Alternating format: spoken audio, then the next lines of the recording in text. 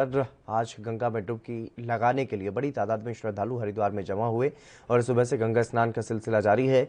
आम लोगों के स्नान के बाद तमाम अखाड़ों के संतों का शाही स्नान हो रहा है और ऐसे वक्त में हरिद्वार के हर की पैड़ी पर आस्था का मेला लगा हुआ है। जब देश प्रचंड कोरोना विस्फोट की जद में है, हरिद्वार में भी कोरोना के केस लगातार बढ़ रहे हैं और हरिद्वार में कोरोना के कुल 594 नए केस सामने आए हैं। हरिद्वार कुंभ में श्रद्धालुओं की भीड़ पर लगातार चिंता जताई जा रही है। तमाम तरह के गाइडलाइंस भी वहां पर जारी की गई हैं और उनकी बातें भी की गई हैं, लेकिन तस्वीरें सब कुछ बता रही हैं कि यहां पर कोरोना के सारे प्रोटोकॉल्स की धज्जियां उड़ाई जा रही हैं। इस दौरान न कोई मास्क पहने हुए नजर आ रहा है, न ही सोशल डिस्टेंसिंग का पालन कर रहा है। प्रशासन भी कोरोना प्रोटोकॉल का पालन करवाने में बेबस दिखाई दे रहा है। हालांकि उत्तराखंड के मुख्यमंत्री तीरथ सिंह रावत का यह कहना है कि मां गंगा के आशीर्वाद से यहां कोरोना नहीं फैलेगा।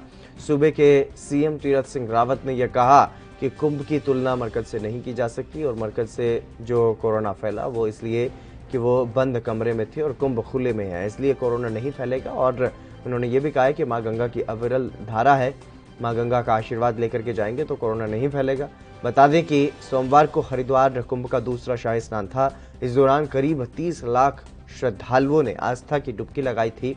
कोरोना के संकट के बीच इतने अधिक लोगों की मौजूदगी कई सवाल भी खड़े कर रही है।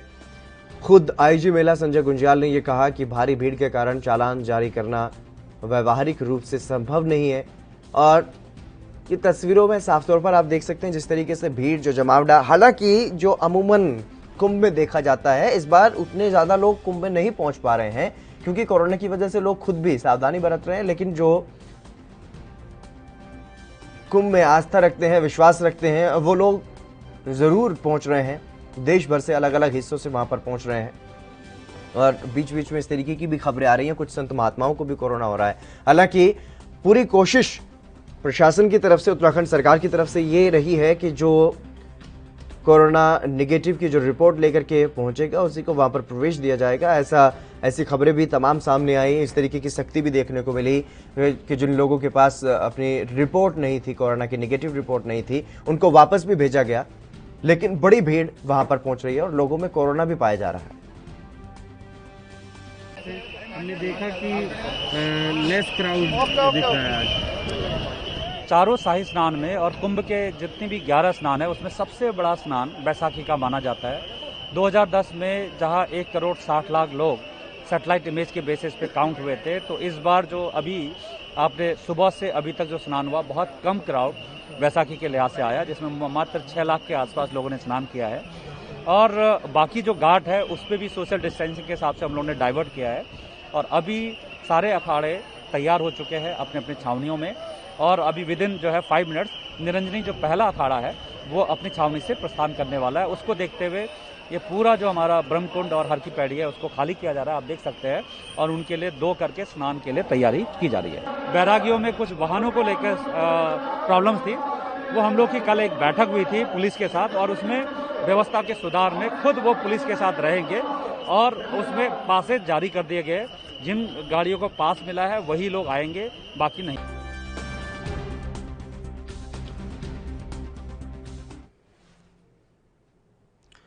महाकुंभ चल रहा है और आज एक बार फिर से शाही स्नान का दिन है। लगातार जिस तरीके से कोरोना के मामले बढ़ रहे हैं और इसको लेकर के बार बार जो चिंता भी जाहिर की जा रही है, हालांकि हाईकोर्ट की तरफ से भी चिंता जाहिर की गई थी लेकिन इस पर रोक नहीं लगाई गई और अब लगातार वहां पर जो संख्या बढ़ रही है, लोग भी जा रहे हैं कुंभ में शाही स्नान गंगा में आस्था की डुबकी लगाने के लिए। और अब इसको लेकर के जिस तरीके से चिंता जाहिर की जा रही है उसी पर हम चर्चा करेंगे। हमारे साथ 2 मेहमान जो हैं वो जुड़ गए हैं। लखपत बटोला हैं कांग्रेस से और उमेद सिंह भारतीय जनता पार्टी से, दोनों मेहमान हमारे साथ जुड़ गए हैं। आप दोनों मेहमानों का स्वागत है। लखपत जी, मैं पहले आपके पास ही आना चाहूंगा क्योंकि मुख्य विपक्षी पार्टी उत्तराखंड में कांग्रेस है और कांग्रेस की तरफ से भी लगातार जिस तरीके से कहा गया कि कोरोना का ध्यान रखा जाए, लेकिन क्या आपको लग रहा है कि कुंभ में वो जो ध्यान रखने की जो जरूरत थी कोरोना के चलते, क्या वो हो पा रहा है वहां पर कोरोना नियमों का पालन? मैं आपसे एक बात कह सकता हूं कि कुंभ की जो तैयारियां होती है वो सरकार लगातार 3-4 साल से करती है। ऐसा तो नहीं कुंभ अचानक आया है जी। लेकिन जिस तरह से पिछले 2 सालों से इस सरकार ने लोगों के अंदर कंफ्यूजन पैदा करने के काम किए। कभी एसओपी जारी करते हैं, कभी उसको हटा देते हैं, कभी दूसरे मुख्यमंत्री जो पूर्व मुख्यमंत्री थे उन्होंने कितनी बार उनके नियमों में बदलाव किया, और वर्तमान मुख्यमंत्री जी लगातार उसमें कंफ्यूजन खड़ा करते जा रहे। कुंभ समाप्ति, मैं ये कह सकता हूँ कि आप 23-24 दिन का कुंभ रहेगा, इसमें इन्होंने जिस तरह की अफरा तफरी मचाई है, जिस तरह से लोगों की आस्था के साथ खिलवाड़ किया है, उसमें मैं समझता हूं कि सरकार पूरी तरह से फेल है। और आज भी आप देखोगे पिछले शाही स्नान में भी कई लोगों को कोरोना संक्रमित पाए गए थे। आप कल की रिपोर्ट भी देख लीजिए कि कल की रिपोर्ट में कितने लोग कोरोना संक्रमित पाए गए हैं, कई साधु संत पाए गए हैं। व्यवस्थाएं इनकी चौपट हैं, इन्होंने घाटों का संख्या में बढ़ोतरी नहीं की है, उनकी व्यवस्थाएं नहीं की है, निगरानी के लिए कोई सिस्टम डेवलप नहीं किया है। आज परिस्थिति इस तरह की हो चुकी है कि मैं जितना समझ पाया हूँ, जितना मैं समझ पाया हूँ कि यहाँ उत्तराखंड में मेरे घर से कुंभ केवल और केवल 20-25 किलोमीटर की दूरी पे है, लेकिन जो स्थितियां बनी हुई है इससे पहले हमने कभी नहीं देखा। सामान्य तौर पर इससे ज्यादा लोग रहते थे, सामान्य तौर पर इससे बेहतर व्यवस्थाएं रहती थी। सरकार पूरी तरह से विफल है, चाहे केंद्र सरकार हो, राज्य सरकार, ये केवल चुनावों में और लोगों को जिस तरह से माननीय प्रधानमंत्री जी ने कहा कि आपदा में अवसर की बात मैं कह सकता हूं आपसे कि इन्होंने केवल अपने लिए पैसा बनाने का काम किया, कुंभ में भ्रष्टाचार करने का काम किया, और उसके अलावा इन्होंने कोई भी व्यवस्था नहीं की है। उमेश जी भी हमारे साथ बीजेपी से बने हुए हैं। उमेश जी, कहां पर चूक आपको दिखाई दे रही है? क्या जो हो रहा है वो पूरी तरह से सही और व्यवस्थित तरीके से हो रहा है? हाँ देखिए हितेश जी, पूरी तरह से पहले से ही प्लानिंग में था, और ये पहले एक तो ये अभी सेकंड राउंड ये अभी जोर पकड़ा है हफ्ते 10 दिन में। इससे पहले जो है ये प्लानिंग जो कुंभ का था वो तो आज कई महीने से तैयारी चल रही थी। अभी वहाँ पे विधिवत जो है लोगों की जांच हो रही है। जो लोग बाहर से जा रहे हैं, हमारे यहाँ यूपी से भी बहुत सारे लोग गए हैं, और सब तो सर्टिफिकेट लिए बिना वहाँ पे एंट्री नहीं हो रही है। तो सर्टिफिकेट सबका जो है वो नेगेटिव का देखा जा रहा है वहाँ, तो उसमें कहीं तो राय नहीं है। जितनी व्यवस्था है उतना करने में लोग जुटे हुए हैं पूरी तरह से। अब एकदम से जो लोग आए हैं जिनकी आस्था है, तो एकदम ताबड़तोड़ जो लोग कल जो है जो केसेज निकले हैं उनको भी तुरंत क्वारंटाइन किया गया है। तो ये सब पूरी लगी हुई है, सरकार पूरी व्यवस्था देख रहे हैं, सारे अधिकारी से लेकर के पूरे लोग जो है सारे कैडर उससे जो है पूरी मेहनत कर रहे हैं। इसमें कहीं कोई वो ज्यादा दिक्कत नहीं है। लेकिन उमेश जी, सवाल ये है क्योंकि इतनी बड़ी संख्या में लोग पहुंच रहे हैं और जो आंकड़े सामने आ रहे हैं वो आंकड़े बहुत ज्यादा नहीं है, लेकिन 600 के आसपास तो हरिद्वार में मामले सामने आ ही रहे हैं कोरोना के, जो रिकॉर्ड में है। और इसके अलावा क्योंकि रिकॉर्ड छुपाए भी जाते हैं, यह भी किसी से छुपा नहीं है। शमशान घाट की स्थिति कहीं पर कुछ और होती है और रिकॉर्ड में कुछ और होता है। तो इस तरीके से जो मामले सामने आ रहे हैं, और आप कह रहे हैं कि रिपोर्ट अपनी लेकर के साथ में जाना होता है वहां।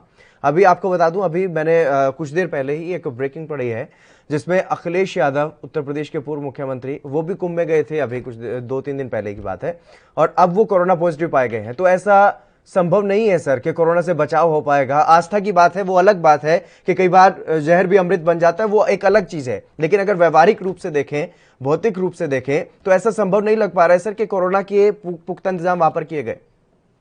हाँ हितेश भाई, ये निश्चित तौर पे आप बिल्कुल, मैं आपसे सहमत हूँ कि ये जो है अखिलेश जी को ऐसा हुआ होगा, और ऐसा ही माननीय अखिलेश यादव जी ही नहीं बल्कि हमारे उत्तर प्रदेश लखनऊ का जो मेडिकल कॉलेज है PGMU, वहाँ पे अभी करीब 100 लोग जो है जिनको सबको टीका लगा था, दोनों टीका लग चुके थे और पूरी तरह से इतिहास बरत रहे थे, उसके बावजूद भी उनको जो है दोबारा से कोरोना पॉजिटिव निकला आया है, और ये 100 लोगों को आया है। तो ये तो देखिए, ये तो एक महामारी है। इसमें केवल फर्क इतना ही पड़ रहा है कि टीका लगने के बाद जो है वो स्थिति नहीं बनती है, उससे काफी राहत मिलती है। बस ये सपोर्ट मिल रहा है।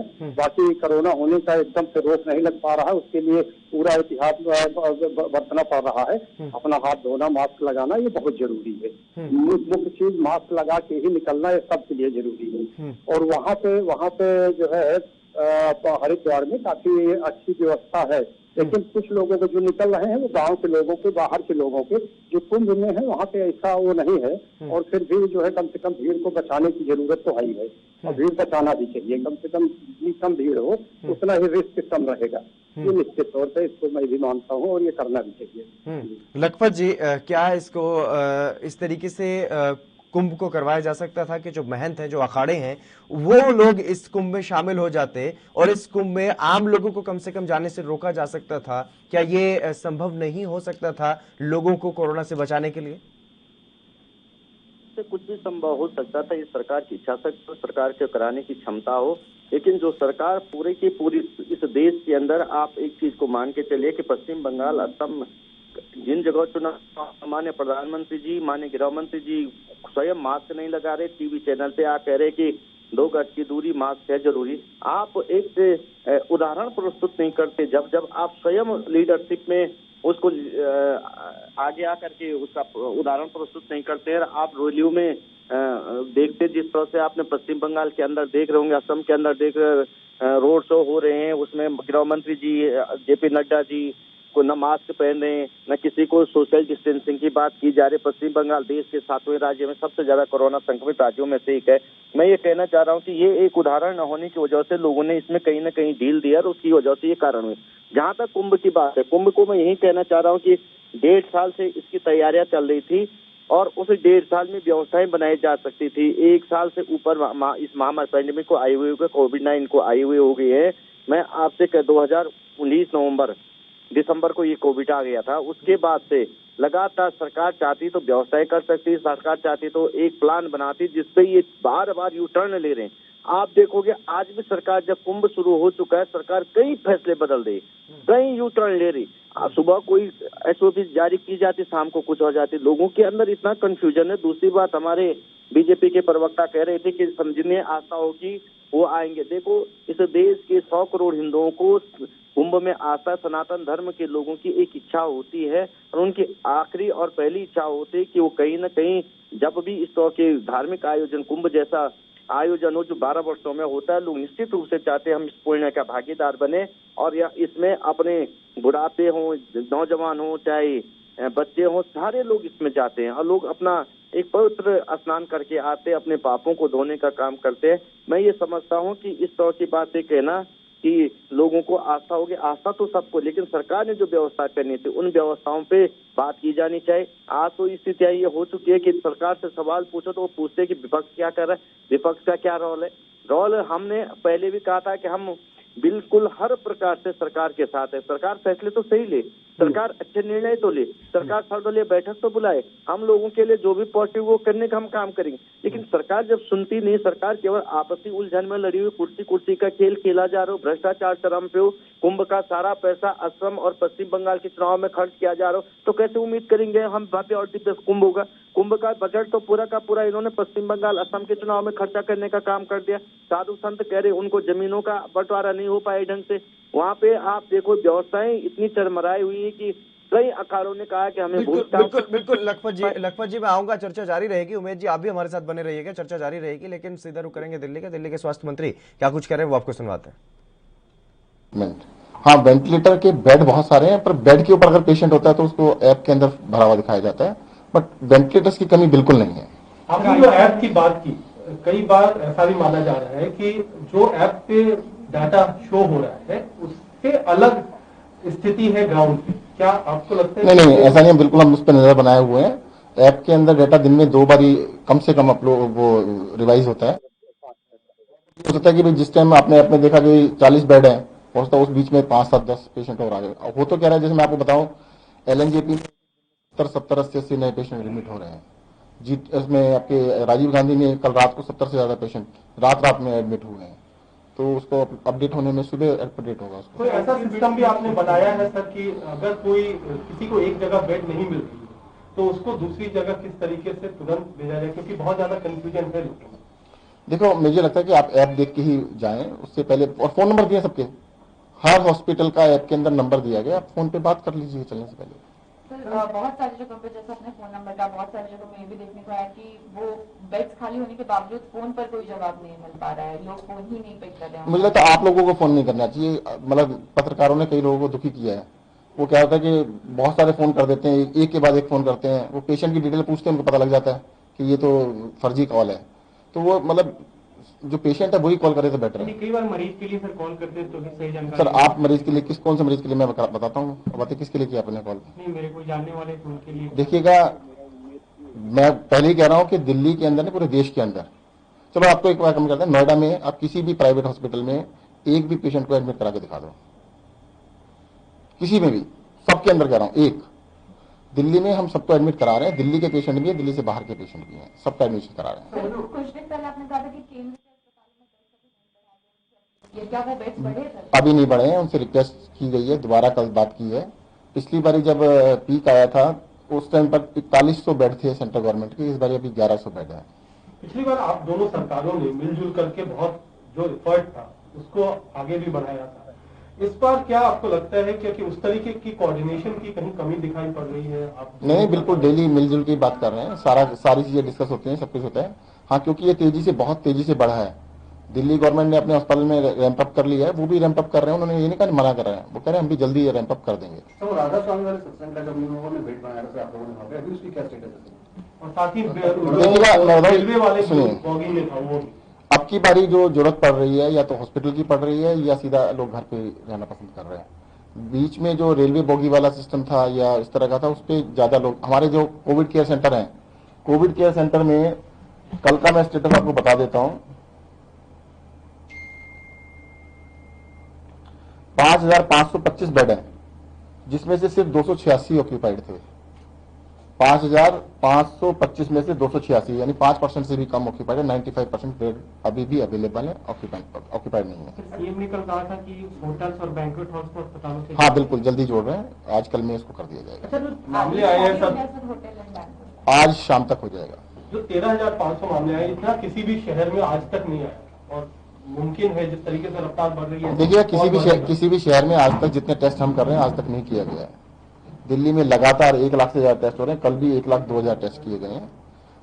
टेस्ट भी दिल्ली में किसी भी शहर के हिसाब से 2 गुने से भी ज्यादा, 10-10 गुने तक भी मान सकते हैं आप, किए जा रहे हैं, बहुत ज्यादा टेस्ट। देखो, हम बिल्कुल ओपन है, ट्रांसपेरेंट है, जो भी कुछ कर रहे हैं बिल्कुल सबके सामने कर रहे हैं, सबको बता के कर रहे हैं।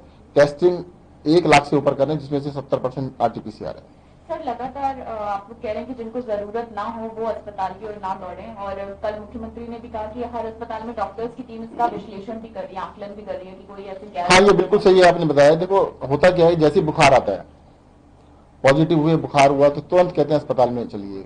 उससे क्या होता है, देखो आपको भी दिक्कत है, हॉस्पिटल को भी दिक्कत है।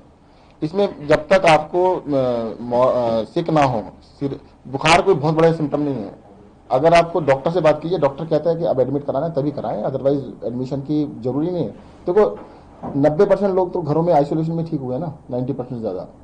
तो सब लोग अगर अस्पताल में जाएंगे तो जो ज्यादा सिक है उनको बेड नहीं मिलेगा, नॉन सिक जाके बेड को ऑक्यूपाई कर लेंगे। ये तो बिल्कुल मैं आपसे अपील करता हूँ कि अस्पताल में तभी जाएं जब अस्पताल की जरूरत है। टेस्टिंग को लेकर के भी थोड़ी शिकायत आ रही है कि कई दिनों तक पेंडिंग टेस्टिंग आ रहा है, क्या उसको लेकर के भी कुछ उसको स्ट्रीमलाइन करने की जरूरत? नहीं, टेस्टिंग का देखिए 2 तरह से टेस्टिंग है। एक रैपिड है, रैपिड तो आधा घंटे के अंदर उसी टाइम बता दिया जाता है, और उसमें जिसका रैपिड के अंदर पॉजिटिव नहीं आता है और वो सिम्टोमेटिक है तो उसको RT-PCR भी करते हैं। तो जो काफी सारे तो रैपिड में ही पता लग जाता है कि तुरंत आधा घंटे में पता लग जाता है, और टेस्ट की रिपोर्ट ज्यादातर 24 घंटे के अंदर आ रही है। अगर ऐसी कुछ शिकायतें हैं तो उसको भी जल्द से जल्द करा दिया जाए। ठीक है, तो क्या इस तरह के कोई ऐसे मामले अभी सामने आए जहाँ पे लोगों को वापस भेजा गया हो कि अब आप ठीक हैं या घर पे आप होम आइसोलेशन में रह सकते हो, उनके अस्पतालों से वापस? नहीं, कुछ जगह हम उनको कह रहे हैं, फिर हमारे कोविड केयर सेंटर में भेज देते हैं उनको।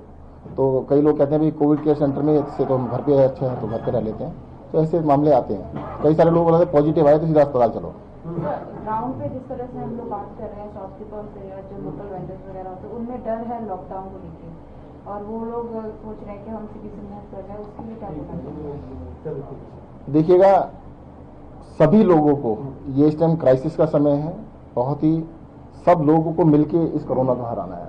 आपको बता दूं, ये सदी के अंदर पूरे 100 साल में पहली बारी 1918 में आया था स्पेनिश फ्लू के नाम से, 2020 में आया ये कोरोना के नाम से, कोविड-19 के नाम से आया। तो आप ये मान के चलिए छोटी मोटी चीज नहीं है, 100 साल के बाद आने वाली चीज थी, तो उसको उसी तरह से हैंडल करना पड़ेगा, सीरियसली लेना पड़ेगा। कुछ लोगों को डर नहीं लग रहा है, बिल्कुल भी डर नहीं लग रहा है, थोड़ा सा तो डरना चाहिए। वो कहते हैं हमें क्या फर्क पड़ता है, घर से बाहर निकलेंगे मास्क ही नहीं लगाते, उनको आज पार्टी भी करनी है, अरे भाई आज पार्टी हमारी छोड़ दो, जिंदा रहेंगे, सब कुछ कर लेना।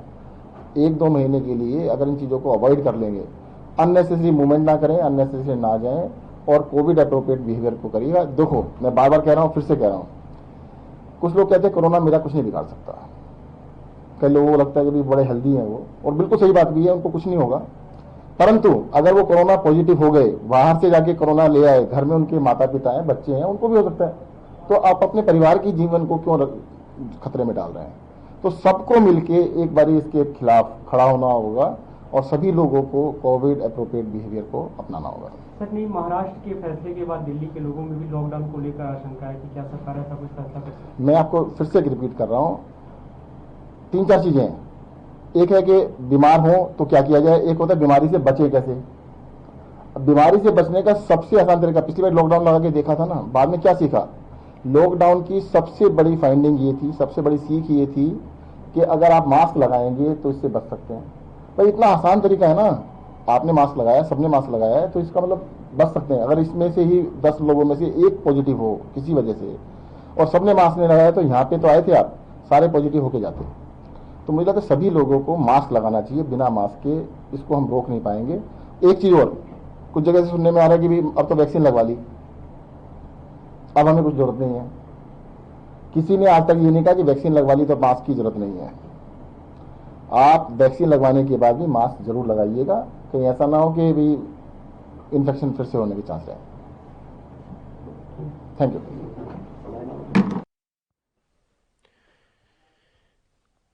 तो आप सुन रहे थे जिस तरीके से हम इससे पहले चर्चा कर रहे थे, हरिद्वार में शाही स्नान चल रहा है और वहां पर लाखों लोग जो है वो पहुंच रहे हैं और आस्था की डुबकी गंगा में लगा रहे हैं।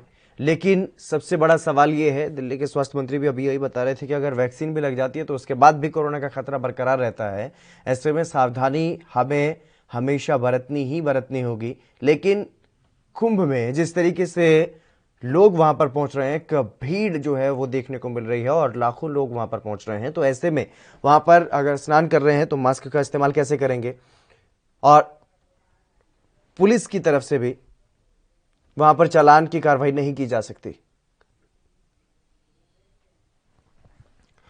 उमेद जी हमारे साथ लगातार बने हुए हैं भारतीय जनता पार्टी से। उमेद जी, क्योंकि लगातार चाहे प्रधानमंत्री की बात हो या फिर अलग अलग राज्यों के मुख्यमंत्रियों की बात हो, सभी इस बात से सहमत हैं कि कोरोना का खतरा टल नहीं सकता। वैक्सीन भी चाहे लग जाए उसके बाद भी सावधानी बरतनी है। लेकिन वहीं दूसरी तरफ सरकार और आस्था का आमना सामना है। आस्था के नाम पर यह जरूर कहा जा रहा है कि मां गंगे में अगर स्नान करके जाएंगे तो कोरोना नहीं होगा, लेकिन इस बात की कोई गारंटी नहीं है सर, क्योंकि अगर महामंडलेश्वर को भी कोरोना हो रहा है और पूर्व मुख्यमंत्री अगर गंगा में डुबकी लगा करके आ रहे हैं, उनको कोरोना हो रहा है, लेकिन बहुत सारे लोग जो है वो जाकर के जांच नहीं करवाएंगे। उनमें भी हो सकता है, उनकी वजह से और न जाने कितने लोगों में कोरोना फैल सकता है। क्योंकि पिछली बार हमने देखा था, आस्था का ही खेल है सर, चाहे किसी भी धर्म का आदमी हो, चाहे हिंदू हो या मुसलमान हो।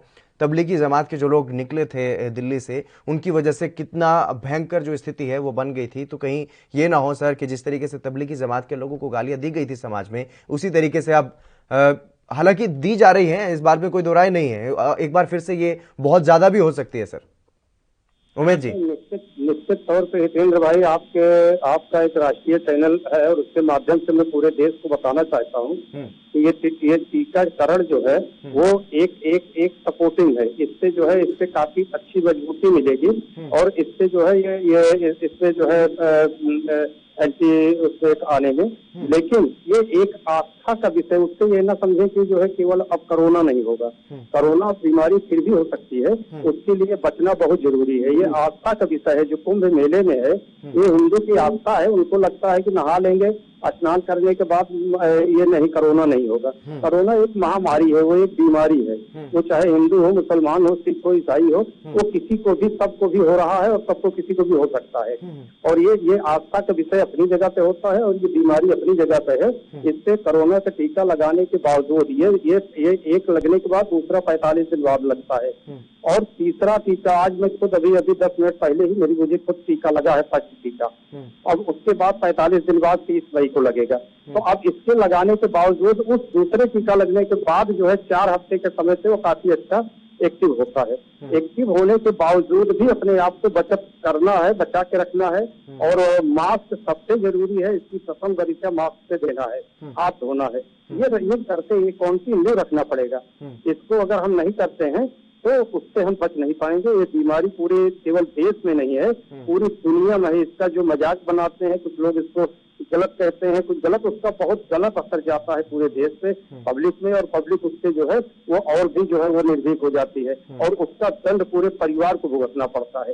एक को अगर कहीं पे हो गया पूरे परिवार को फैला तो कोई जो है वो मुश्किल में पूरा परिवार पड़ जाता है। लेकिन मेरा सवाल कुछ और था। लखपत जी भी हमारे साथ बने हुए हैं, उनसे भी जवाब ले लेता हूँ। लखपत जी, जो हालांकि अब जो स्थिति है वो बदल चुकी है, पहले हमारे पास कुछ भी नहीं था, ना वैक्सीनेशन था और ना ही कोरोना के बारे में कोई ज्यादा जानकारी थी, लेकिन एक जो सामाजिक भाईचारा, समाज में जो नफरत का माहौल बन गया था, तबलीगी जमात से जो लोग आ रहे थे, लोग हर मुसलमान को देखते ही, हर टोपी वाले को देखते ही ये समझते थे कि इसमें कोरोना हो सकता है। एक सामाजिक नफरत का भी जो कह सकते हैं कि एक नफरत का माहौल जो है वो बन गया था। तो कहीं अब ऐसा तो नहीं है कि ऐसी ही कुछ स्थिति अब बनने वाली है? क्योंकि अब हालांकि स्थिति बदल गई है, वैक्सीनेशन भी है और तमाम तरह की दवाइयां भी हैं, लेकिन फिर भी कोरोना तो बड़ी तेजी से फैल रहा है सर।